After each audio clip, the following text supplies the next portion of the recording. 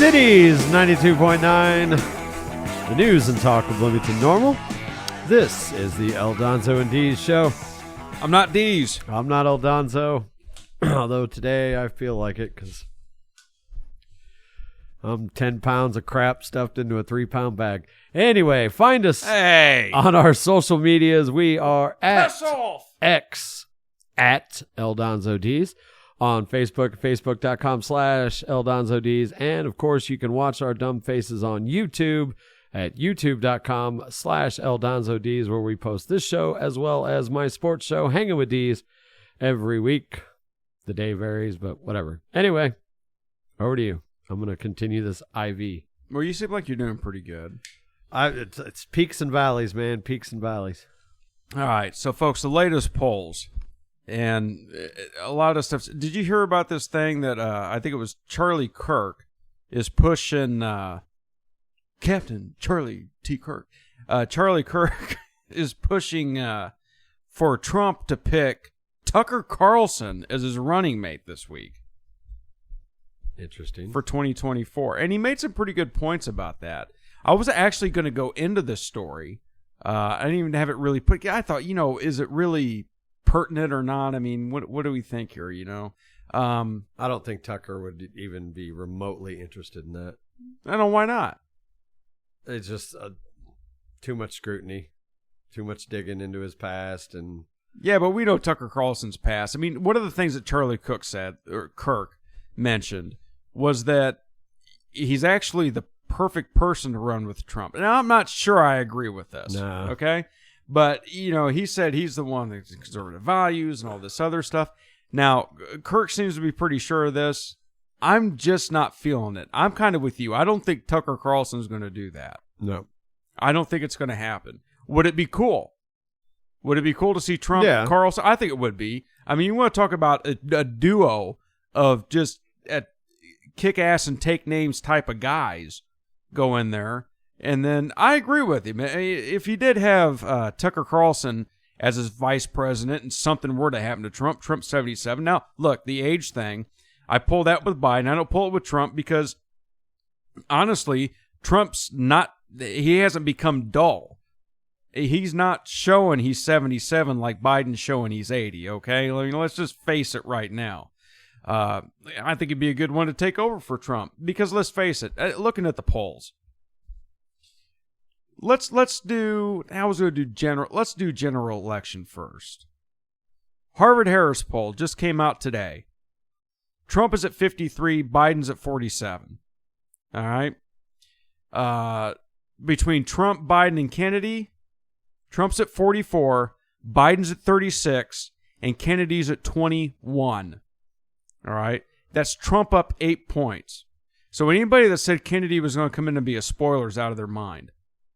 Now, he's still leading up in the 40s, 50 range in the GOP nomination. I don't see any snowball's chance in hell that anybody's going to come in and best him. I don't care if DeSantis has the endorsement of the Iowa governor. I can't remember her name. I don't care. I just don't care at this point. It's not going to happen.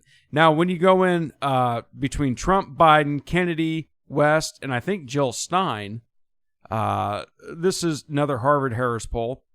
Trump is at 43%, Biden's at 34%, Kennedy 18%, West 3%, and Stein 2%. Well, Joe Manchin just said that he's not ruling it out at this point either. And he would be the no labels party. I think there was some of the Manchin stuff in here. Yeah, here we go. All right, let's do this. This is a Fox News poll. So, general election, Trump versus Biden versus Kennedy versus Manchin versus Stein. Trump's at 40, Biden's at 35, Kennedy at 13, Manchin at 5, and Stein at 4. I'm just telling you, Fox News polls is showing similar to what the Harvard-Harris polls are showing. Even if you're not Trump, even if they got Nikki Haley or Ron DeSantis, they're still beating Biden. This is one of those things, maybe, just maybe, people have gotten fed up with this. Maybe people are starting to go, holy sticks, we don't want this anymore. This was a big mistake. We can't do this. Like you were talking about Michael Rappaport getting his support behind Trump. Or not? No. Nope. I messed up. Not support behind Trump, but saying he'd consider voting for Trump. It's on the table, or was his exact words, that voting for Trump, and he referred to him as words I can't say due to FCC regulations. And he said they would still call him those words, but given what the Biden administration is, well, at this point, not doing, which is trying to end all this anti-Semitism, that voting for Trump would absolutely be on the table. Do I think he would actually do it? Probably not, because I don't know. Rappaport's a tool. He's a tool, but the fact that he came out and said it publicly, that he's saying it is, I mean, that's a big thing. step, especially somebody that, it's one thing for one of these liberals or one of these never Trumpers to go, nope, never vote for Trump, and then they go, holy shit, we got to do something. Let's just vote for Trump and not tell anybody. The fact that Michael Rappaport came out and said that he would consider that, I think is a big thing. I think that really gives you a good snapshot into a lot of these never Trumpers and a lot of these pseudo liberals, these Democrats that are, especially blue collars, that are waking up right now going, this is horrible. What's going on? You remember when they said, if Donald Trump they said, the liberals, well, if Donald Trump gets elected, he'll get us into a third world war. Joe Biden came in and said, hold my beer, or hold my insurer, or my applesauce, or whatever the hell he was doing at the time. Yeah, I mean, if there's going to be any kind of shift as far as support from people that are tweeners on the left, whatever, or never Trumpers, I don't think they're going to vote for Trump, but they're not going to vote for Biden, which at the end of the day is only going to help Trump. Now, I don't want to put I've said this before, till I'm blue in the face. A poll comes out and people get excited, right? Anytime anytime one person's side gets a favorable poll, they come out and go, oh, look at this. Oh, it's going to be great. Oh, my God, we're winning. Okay, so that's why I don't get too much into polls. No, the only time I'm really even going to look at a poll and give it any kind of credence is like September. Yeah. You know what I mean? Give it now, and I'm going to tell you why, because there's a lot of people saying that. There's an awful lot of people saying that, and normally I would agree with you, okay? But the difference is we got Harvard-Harris. Trump is mopping the floor with Biden's ass. We got Fox News. Of course, people say, well, Fox News is, Republican. Okay, I get it. You got Reuters is doing the same thing. Let's go down here. You've got New York Times. You've got Quinnipiac. You've got CNN polls. You've got Morning Consult. Rasmussen's actually got Biden up a little bit. Yeah, but you've got all these polls. They all use different metrics, but they're all coming up with the same thing. I'm telling you, if the election was legitimately held today, Trump would take it in a heartbeat because people are tired of everything going on. Right. They're tired of this. So all Trump has to do, is keep fighting his indictments. Just say not go to prison. No, I don't care. If he goes to prison, I think he'd still get reelected. I think we talked about the black support last weekend on the show. That only went up. The African-American support and the persons of color, the men of color, only went up after they saw his mugshot. I mean, the fact is there's a lot can happen in 10 months. A lot can. I agree with that. that. But at this point, don't tell me, Trump could get another indictment and he could be out. No, we know that's not going to be the case. I wouldn't take that off the table. No, that he won't. No, I wouldn't take it off the table. He'll get another indictment. But really, what could derail Trump at this point? I mean, Trump would have to get caught. There'd have to be pictures of him diddling kids at this point for him to lose support. I'm serious. Yeah. Not to make light of that, but I'm serious. This guy's on fire. This guy's almost get a fire extinguisher. It's like that song by what's that twit, the Boss, Bruce Springsteen. Oh, I'm on fire. Somebody put him out. I mean, that's Donald Trump right now. Joe Biden is just going to keep doing this every time that guy opens his mouth. So, at what point do they actually think about replacing him? Do you hear the stuff about in Washington? The Biden wants to release these bears right next to this town. The Grizzlies? The Grizzlies. Oh, shit. Right next to this damn town. And the farmer's like, you can't do that. You can't bring an invasive species in here and do this. There's no bears. You can't do that. What's the worst that could happen? It's bad enough if we go into an animal's territory and take it over and the animal starts killing us. We go out and hunt the animals. Joe Biden's going to do you one better. He's going to go into human territory and drop off grizzlies there. Well, that's a really good idea. dumbass. As long as they don't give him any of Hunter's cocaine. Oh, Cocaine Bear. Have you ever seen that? Squirrel. Unfortunately, yes. I sacrificed 90 minutes of my life to watch that. So what you're saying is if Hunter Biden was an apex predator, he'd be Cocaine Bear. Pretty much, yeah. That was actually based on a true story, wasn't it? Very loosely. But hey, I mean, maybe, yes. Maybe Pablo Escobar did lose some cocaine. No, it was actually in the United States. Those were the days. There was an actual incident where, yes, cocaine was dumped out of a plane and spilled all over the wilderness, and they found it, like, busted open and, signs that animals had gotten into it, and they basically, because this was a place where there were a lot of bears, and that's basically what caused this movie to be made. But it is, Wow. Yeah, I've never actually seen it. If you haven't seen it, folks, let me just save you the time. Cocaine falls out. A big, I believe it's a brown bear, giant bear, eats the cocaine, becomes a just raving lunatic, and if you have a weak stomach, don't watch it, because it's just absolutely gore fest. What this bear does to these people. Very interesting. Speaking of gore fest, guess who's back in the news? David DePape. Remember him? Oh yeah. Yeah, Mr. Pelosi. We're going to talk about the Hammer time. We're going to talk about that in the next segment here on the Aldonzo and D Show on Cities 92.9, the news and talk of Bloomington Normal. And as we kind of led you in on the last segment, if you remember David DePape,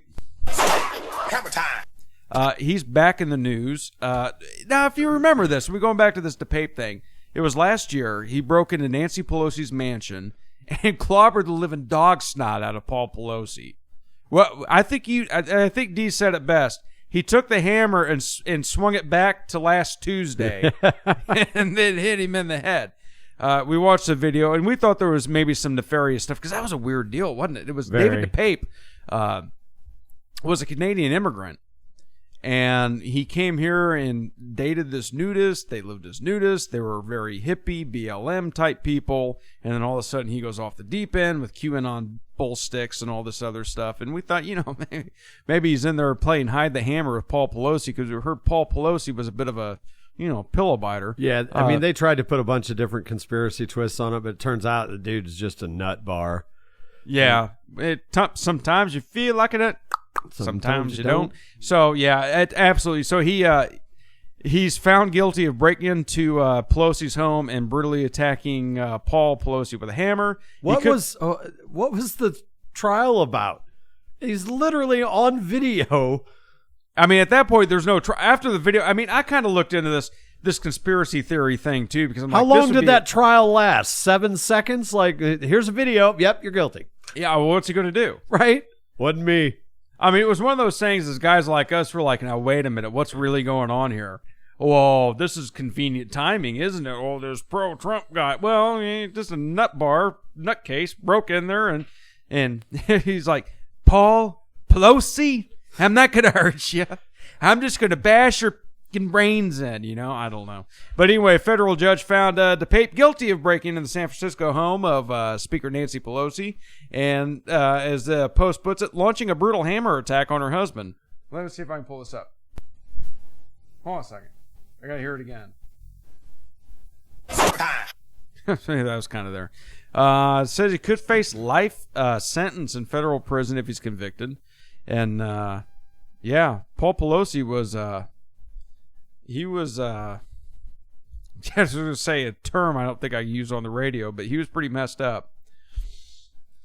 So anyway, it turns out, yeah, it's David DePape. Yeah, he's just an idiot. Oh, there it is. There's him swinging the hammer back. Yeah. We got a picture of it pulled up right now. We're looking at it. Boy, clobbered him. Well, Paul Pelosi was in his knickers too. So it was kind of a weird deal. And the fact that he got in there, how do you get into the speaker's house? It still has not been able to answer that question. How in the hell? We did, because she wasn't there, so there wasn't really any security to speak of because they don't give a damn about him. Obviously nobody. He busted the back window out, remember? Nobody cares about him. Yeah. Hey, so we talked last week, I think it was last week or the week before, about this Derek Chauvin thing, right? Where you had the chick testifying that that George Floyd did not die of asphyxiation. Well, here's the thing. Yeah. She was testifying. It was a that deposition the coroner for in a another deposition case. Yeah, exactly. That the coroner said, "Hey, this didn't happen," and but we can't risk the rights and all this other stuff. Well, Derek Chauvin has just filed an appeal, and of course he pleaded guilty to the charges back in 2020, and he's citing a couple things here, saying that his counsel dropped the ball on this. And now Chauvin is saying that a Topeka, Kansas doctor, Dr. William Schatzel, who reviewed the autopsy records, feels that Floyd did not die of asphyxia caused by his knee, cutting off his airflow, but instead died of a rare tumor called a paraganglioma, which can cause a fatal surge of adrenaline. Schatzel told the Associated Press he felt his diagnosis was serious enough to alert authorities. And he said, I quote, "I can't go to my grave with what I know. I just want the truth." He also said he tried to alert officials during Chauvin's trial in 2021. He said he spoke to Eric Nelson, who was Chauvin's attorney, and also Judge Peter Cahill, but he said nobody took it. Now, Chauvin's claiming right now that Nelson was negligent for neglecting to tell him of Schatzel's claims. And he also said that Nelson failed to challenge the constitutionality of the federal charge. Now, this doctor is like banking his reputation on this, saying this is BS. Chauvin shouldn't be there. Now, Chauvin cannot file an appeal unless he claims Nelson was negligent. He agreed to those terms. Unless he can prove that his attorney was negligent, he cannot file an appeal. He's already filed an appeal before. This is different, though. Now the stuff that's coming out from, what was her name? Deej. You don't have that pulled up, do you? No. You're talking about the one that testified in the deposition? Yeah, in Hennepin County, yeah. Hennepin County prosecutor Amy Sweezy was the one that said Floyd's autopsy showed no evidence that anything the police did caused Floyd's death. Now, do you remember Dr. Michael Baden, who did the autopsy shows? Yeah. What really jacked me up about Michael Baden was Michael Baden came out after reviewing some pictures and said, yeah, this was caused by Derek Chauvin. And you and I are both going, now, wait a minute. How does this work? And we agreed that if anything, it should have been manslaughter. He should have just taken his knee off his neck, regardless of whether he was killing him or not. Just take your knee off his neck. I don't know. I mean, look, I don't feel under any circumstances, I don't care if there's rioting in the streets. I don't care if people lose their mind and go and kill other people over this. If he's innocent, he needs to be let out. That's it. I don't care. I don't care if cities will burn and be. I don't care. I don't care. I don't think this guy should be in jail right now. I don't. I think if anything, he's paid his time. Yeah, I mean, I like I said, they did not handle it correctly, but given the evidence that we've now learned, if it is indeed factual, which all signs point that it is, I think that at this point, yes, he has paid his debt. It was a lethal dose of fentanyl, and they said it themselves. If they'd have found George Floyd in his apartment or his home dead, they would have ruled it fentanyl overdose. You know what? George Floyd, and we've said this before, beating a dead horse, but it's a fact, folks. George Floyd put himself in a position where you take robotics, you take mechanics out of it. What you're left with is a human psyche and a reaction to an action, a human emotion. Somebody is forced to do human things and act as a human, and that's what you got out of Derek Chauvin. Derek Chauvin didn't get in that squad car and drive around looking for a black man to put his knee on that day. I'm sure Derek Chauvin didn't want to be in that position. No, who would? Yeah. So it's this whole racism and murder. I got a hard time calling that murder. I got a hard time anytime somebody breaks the law and resists arrest and goes against cops like this, is under the influence of fentanyl and gets killed in the line of action. I didn't say line of duty, line of action. They're doing something. They're creating an action, which, of course, elicits a reaction. Calling that murder. So we shall see on that. But I thought that was pretty interesting because last week we were talking about we were just waiting for Derek Chauvin to appeal that, weren't we? Yeah. Like, is he going to get a hold of this and do it? So then you want to talk about some stupid stuff. Well, speaking of court cases, did you see the news on Alec Murdaugh?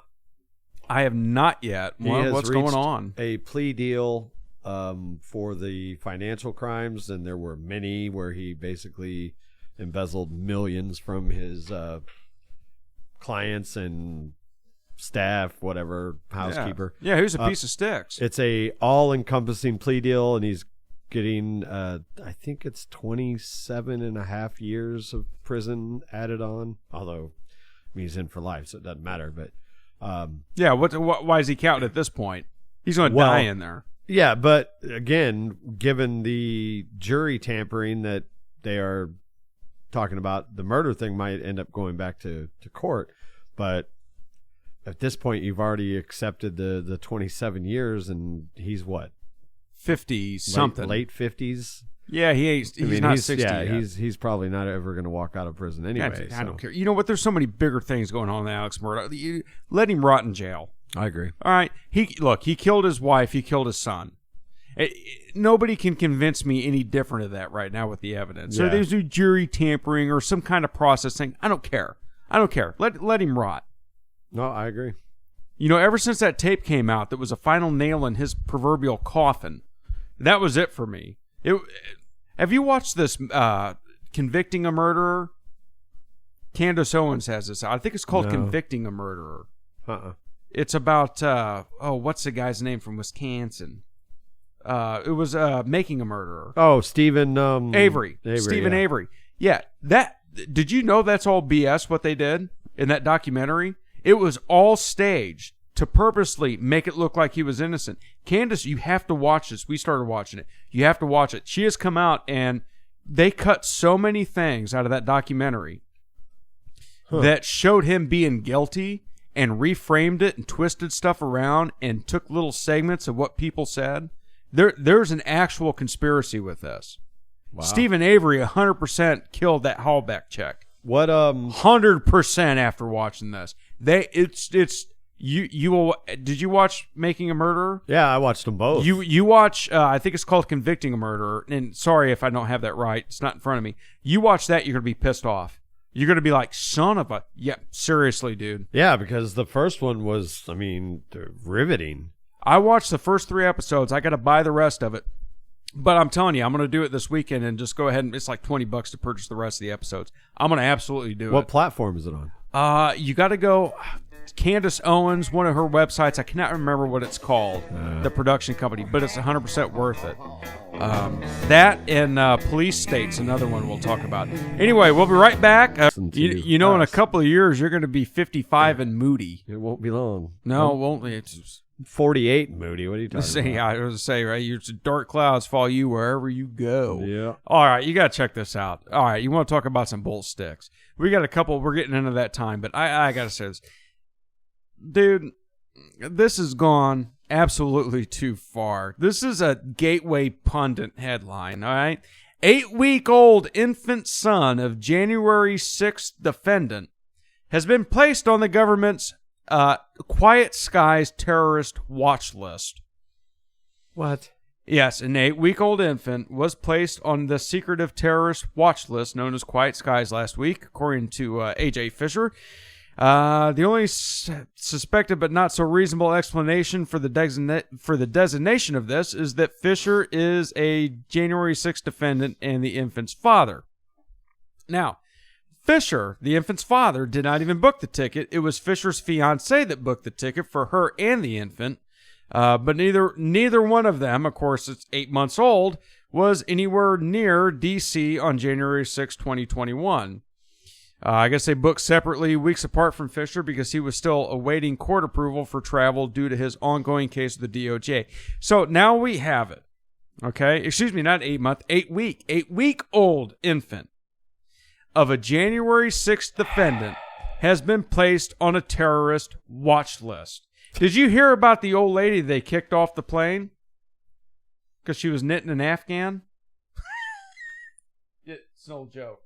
Oh, I was like, that was a joke from 20 years ago. I tell you, she was knitting an Afghan. That's probably going to get us booted. But I don't know. This is stupid, isn't it? Though. Yeah, that's pretty ridiculous. I mean, what in the hell's going on? How about this one? You want to talk about what? All right, all right. So this kid in California, was just suspended, an 8th grader from middle school, because he wore face paint to a high school football game, and banned him from all school sports events on the claim that it was blackface. So he painted his face up to go and support his football team, and there was a lot of paint on there. But the kid was not doing. I don't even see if I can get a picture for Deez here. I cannot pull. I'm going to do this real quick. Deez, let me see if I can get this. And you tell the listeners what you think. If I can get this pulled, it's New York Post stuff, right? I can't do it. And I just no, seriously, this is really teeing me off here. It's on the Post? Yes, it's on the Post. And I'm trying to actually find. So anyway, this kid got booted, got suspended, got banned from these games because he put face paint on his face and went to go support his team. And they said he was using blackface. I mean, he just painted his cheeks and down to his chin. I see the picture. Okay. Does that blackface? No. Does the kid look like a minstrel or something? Like big red lipstick and like charcoal on his face? No. That's not blackface. That's nowhere near Ted Danson. Or Jimmy Kimmel. Remember he used to... oh, yeah. This here Carl Malone. Carl Malone. And he used to mock it. This here Carl Malone. And talk like a black guy? Yeah, oh my God. It's... Where are they going after the kids? I mean, look, if they're not trying to get them to chop off their tallywhackers or stuff their hooda-thunkets, they're accusing them of blackface and putting 8-week-olds on the no-fly list. Yeah, I'm looking at the picture. It's basically, and you see this every Saturday, every Sunday if you watch college or pro football. Players will sometimes, it's called eye black. And instead of like the old school where it's just like a line under the eye, they will literally mark themselves up to look like war paint. And that's basically what this is.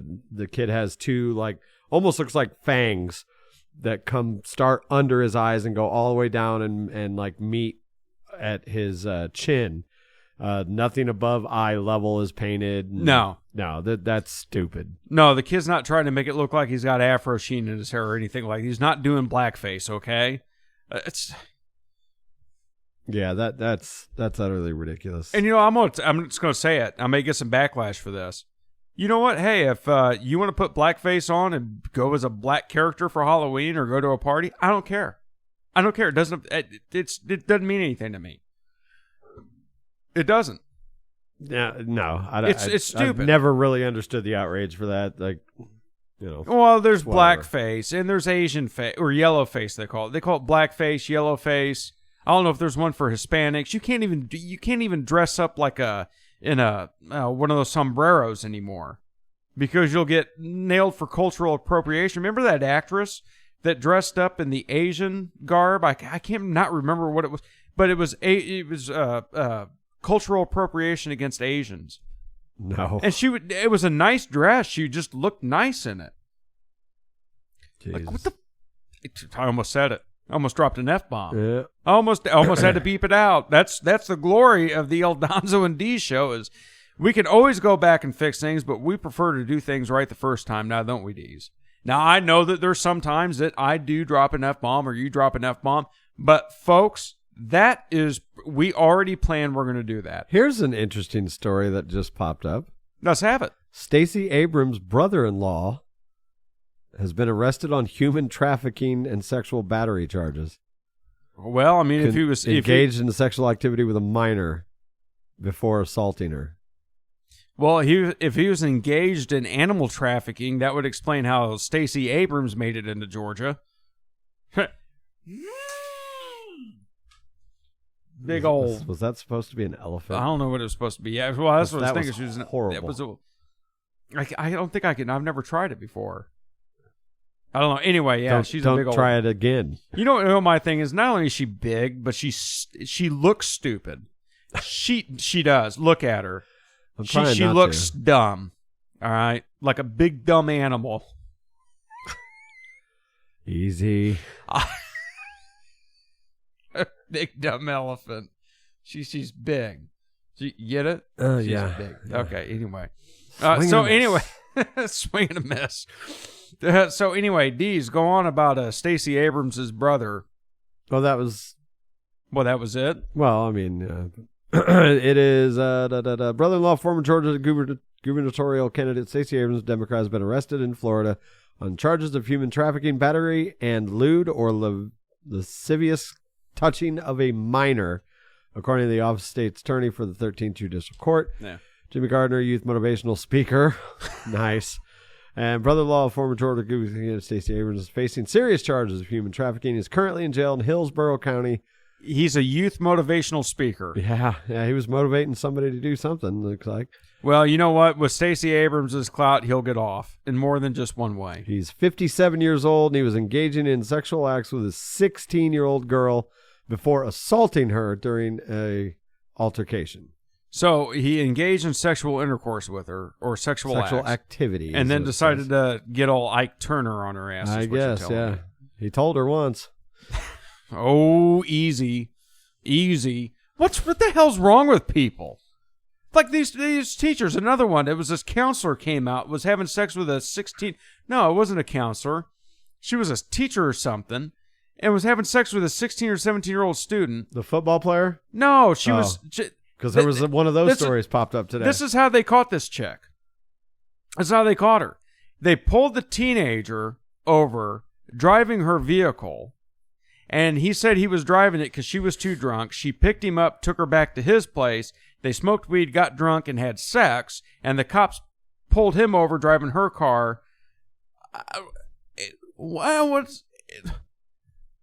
And then I guess she called the mother of the kid and was like, yeah, I brought him over. We drank beer and I smoked pot, but he didn't smoke pot. Nothing else happened. What are these people thinking, Dees? Well, there was another story I read today about a teacher, a 27-year-old teacher who, I mean, yeah, very nice, was having sex with a 17-year-old high school football player. And it happened a couple of times. Well, what got him caught was they found pictures that she had sent to him on Snapchat. So basically what happened was she sent him pictures on Snapchat, and he just had to tell his buddies, and his buddies told somebody else. Dummy. And eventually got to somebody that either didn't like him, didn't like the teacher, and it got to the administration. And yeah, his mom says that she ruined his life. Yeah, you know what? If we were only so lucky when we were young men, right? Yeah. Keep your mouth shut and keep going. This is the El Donzo and D Show on Cities 92.9, the news and talk of Bloomington Normal. I'm El Donzo. I'm Deez. And I'm sober. I'm not. Yeah, there we go. You know what? I mean, I'm sober, but I probably couldn't pass a blood alcohol test right now. You really that bad, really? It was a rough night, man. Well, I'll tell you what. You know what? We're going to switch it up. I'm going to get you thinking about this because I know you're a religious fellow. Yeah. Okay, so check this out. I got this thing. Anytime somebody tells me an inanimate object is crying or weeping, okay, geez. Or somebody sees Jesus in their grilled cheese sandwich, I just like roll my eyes, like that meme of Robert Downey Jr. with his eyes rolled. I saw you post this story, and my immediate thought went to an episode of South Park, but go ahead and I'll tell you. Okay, so down in Mexico, I guess there's a crying Virgin Mary statue, and they claim she has it's a statue, has tears rolling down her eyes. The footage shows a statue which is named the Virgin of Dolores, which is encased in glass with a water droplet seemingly running down the statue's eye and down her face. I guess a lot of people reportedly went there, and skeptics and believers and people on a pilgrimage claiming it was a sign from God. I just cannot get over this. But actually, this guy came out and said that these statues have made her like plaster and concrete, and they will absorb moisture. And then if there's like a tiny nick, it'll cause it to... Now, look, I'm not overtly religious, okay? I mean, I believe in, miracles. I mean, yeah, I think they could happen. Something you could call a miracle. But I'm going to tell you right now, these statues that are crying and weeping, I don't believe it for one bit. If there's not an actual scientific explanation for it, then somebody's making it happen. Because look at all the locals and the local businesses that sell all these goods and sell their wares to all these people coming down here to see this weeping statue. The episode of South Park I'm alluding to it's an older one, but Stan's father basically accepts, and this ties into my night, basically accepts that he is an alcoholic and it's a disease and he cannot cure it. Well, then they discover this statue in some other country of the Virgin Mary bleeding from her rear. So the church declares it a miracle. So Stan's dad decides that in order to cure his alcoholism, he has to go and see this statue. And so they go and they wait in line, and the people walk up to the statue, and it literally, like, blood shoots out on them from the rear section of said statue. Well, then they get the Pope to come down and examine it to determine if it is in fact a real miracle. And the Pope determines that the blood is not in fact coming from her rear, but it is coming from her vajayjay. Okay. And they said it's no longer a miracle because chicks bleed from there all the time. Good old South Park. You know what? Yeah. I know some people say this is sacrilege, what El Donzo and D's are doing. Well, we're just repeating what happened on South Park. And look, you can be religious. That's an old South Park episode. Yeah, I actually think I've seen that one. Yeah. But, all we're saying is, look, don't just buy into this stuff. There's always something going on. Yes, we can believe in miracles. We believe in the Lord. We believe, be religious. No, we don't. But stuff like this is bull sticks. Yeah. It is. It's just completely make them up stuff, and there's usually some kind of explanation for it. I would believe aliens have visited us before I believe some inanimate object is crying. And they tested it. It was like olive oil and stuff like that, which they use for baptisms. So maybe it was olive oil is in the air. I don't know. But anyway. So one more thing I wanted to get to, and then we're going to hand it over to you. Let's make sure we got enough time. Yeah, real quick. Pat Sajak is a bit of a maniac. I mean, he wasn't when we were kids. But this guy's unhinged. Would you remember when he got the guy in the headlock and was trying to wrestle him? Yeah. Like, he kind of reminds me of our dads. Like, they're just nuts. He's getting up there. He is. He's late 70s, I think. Yeah, this is his last year, actually. So this guy, I guess his name was Michael Collin, was on the show. And he was just being very, very rambunctious and very boisterous and making jokes. And I guess kind of still on the show because he says that Sajak came up to him during a commercial break and said, "Hey, Michael, this is my show, right? Like, stop taking the spotlight away from me." Well, it is his last year, It is. And Colin said it. Colin, you potato, let's call the whole thing off. He said it was two alphas going at it. I'm an acquired taste, obviously. He says, I've been putting out music for 30 years. He's a rapper, so I have to say I'm an acquired taste. Well, yeah, Sajak you may be an acquired taste, but Pat Sajak put you in your place. So anyway, what do you got, Dees? A loving father decides to bring home a cute little animal to show his children. And what is it? Well, he thought that it was a somewhat rare species of constrictor that resides in Australia's east coast. Small snake.